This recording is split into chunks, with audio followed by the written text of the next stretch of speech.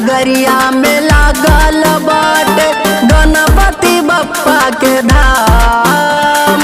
मुंबई नगरिया में लागल बाटे गणपति बप्पा के धाम। सब भगतन चल कइल जा पूजा मिलके सुबह और शाम। सब भगतन चल कइल जा पूजा मिलके सुबह और शाम। आइल बा सुबह घड़ी कैला पूजा सुना है लोगवा तमाम। सब भगतन चल कइल जा पूजा मिलके सुबह और शाम। सब भगतन चल कइल जा पूजा मिलके सुबह और शाम।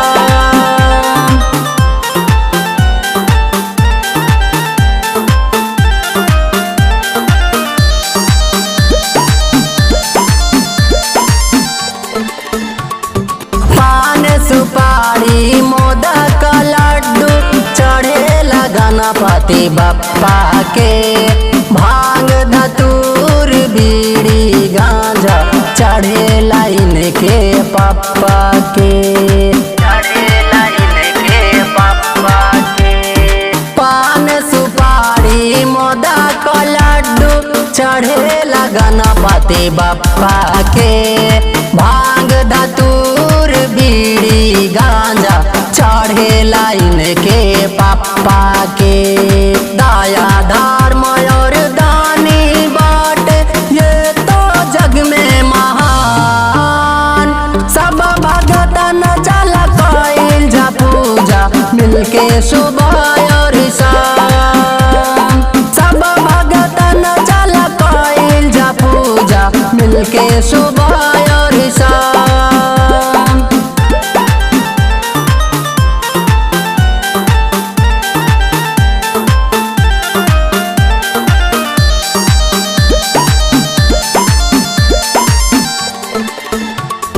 ज्ञानेश्वर है गणपति बप्पा मूषक इनके सवारी हो। शिव शंकर है पिताजी इनके पार्वती महतारी हो। पार्वती महतारी हो। ज्ञानेश्वर है गणपति बप्पा मूषक इनके सवारी हो। शिव शंकर है पिताजी इनके पार्वती महतारी हो। प्रथम पूज्य भगवान बाटे ये तो जग में महान। सब भगतन चल कइल जा पूजा मिलके सुबह और शाम। सब भगतन चल कइल जा पूजा मिलके सुबह और शाम।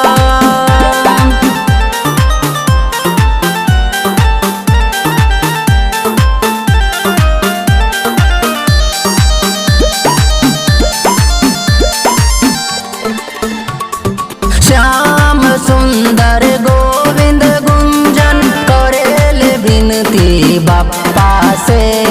बिगड़ल काम बना दा प्रभु जी हमारे सब कुछ अच्छा से। हमारे सब कुछ अच्छा से। श्याम सुंदर गोविंद गुंजन करेल विनती बप्पा से। बिगड़ल काम बना दा प्रभु जी हमारे सब कुछ अच्छा से। अंत सम